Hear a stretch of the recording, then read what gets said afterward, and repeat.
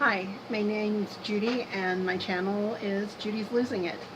I am coming in after a little hiatus. I've had some bad news about my health, and so I thought I would come online and share what's going on. I just turned 60. I'm definitely menopausal, so if you don't want to hear about women's issues, I would suggest you just shut this down because I'm going to talk. Probably about 6 months ago, I started to have some spotting, and I didn't really think too much about it. But when I went in to see my primary care physician, probably 3 months ago or so, he said, well, you need to see a gynecologist, and I agreed. Because it was, although it didn't scare me, I just wasn't happy about it either. So I was able to get in to see a very nice gynecologist, and but we didn't have much luck with Pap smear. So she had to do, well, before that, she sent me to have an ultrasound of my uterus, and they found a polyp. So going into, I guess it's surgery, it's not exactly, it was like a DNC, I think it's called a hysteroscopy. So they removed the polyp, and then they scraped the uterus, and so I just really thought that was going to be it, and unfortunately it wasn't. I got a call from my gynecologist at about, I don't know, 6:30, 7 o'clock one night, a few days after the procedure, and she told me that the polyp was benign, which was good news, but that the scrapings showed, let's see here, I will read it to you, low-grade endometrial neoplasm, at least atypical complex hyperplasia, cannot rule out endometrioid carcinoma, low grade, FIGO grade 1. So basically, they weren't able to determine the difference between precancer versus cancer. So she referred me to a gynecologic oncologist, and I went to Seattle to see her. You know, you go into these things, thank goodness I had my niece with me, and you know, she was a good sounding board, but it was, you know, they throw all these words at you, and you kind of like, what's, you know, so the upshot is I'm going to have an hysterectomy. And part of the reason I am making this public is one thing that the gynecologist told me is with the obesity epidemic going on, that they're having a lot more uterine endometrial cancer. And I was like, what's that about? And she said, well, you know, I am considered morbidly obese, that are the fat that I have inside me is actually producing estrogen. So while I'm postmenopausal, there's still a certain amount of this estrogen running around that's causing havoc, basically turning things to cancer. So, so the upshot is I truly believe that I do need to have the hysterectomy. It scares me.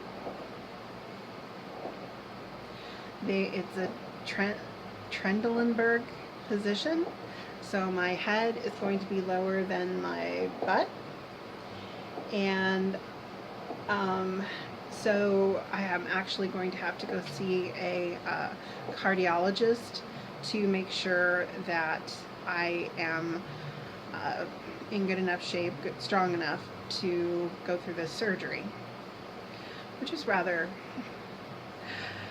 intimidating. But so that's what I've got in my future right now.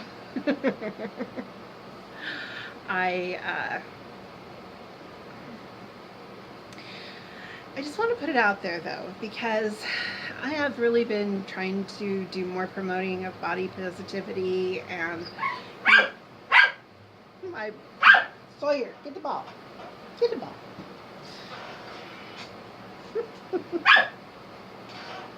Get the ball, babe. Get the ball. Another voice heard from.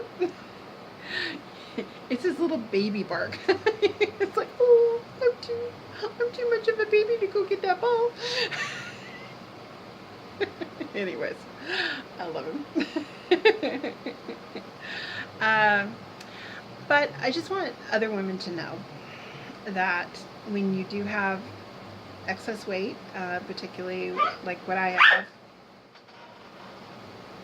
have, that you have to be super careful with your health.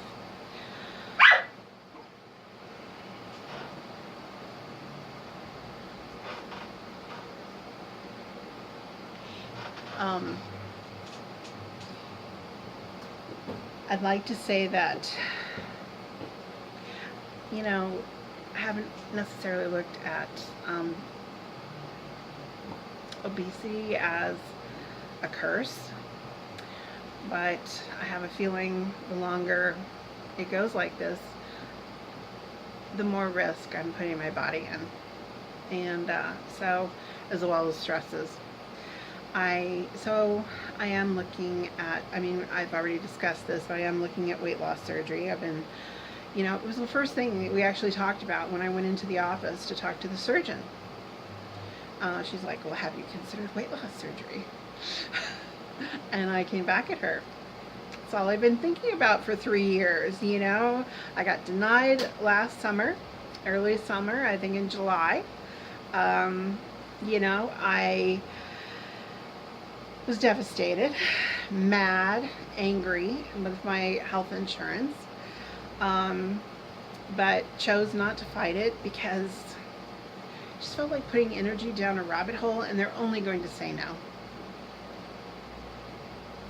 So I decided to, you know, my brother and I were talking about selling a rental house, and, you know, it's my plan to use part of that money to go to Mexico to have weight loss surgery. And so that's what I told her. You know, after breaking my arm, you know, it took me off of my exercise routine, you know, and I've gained probably 30-40 pounds. So, and we talked about that, and she told me definitely do not gain any more weight before surgery. But looks like I'm gonna have it on the 29th, and as long as I pass the cardiologist exam on Monday. So yeah, lots and lots of challenges, and you keep thinking, oh, things are gonna get easier, and they always get easier. But I feel like it's the best choice for me, and I'm happy that this is an option that I have, because the last thing I want to do is to have to go through radiation and chemotherapy. Hopefully the cancer will be enclosed in the uterine wall, and she'll remove it, and I will just move on. So anyways, I just thought I would give an update on health issues, and just in case any other woman is out there with the same problem, no, you're not alone. Anyways, hope you all stay very healthy. Take care. Bye.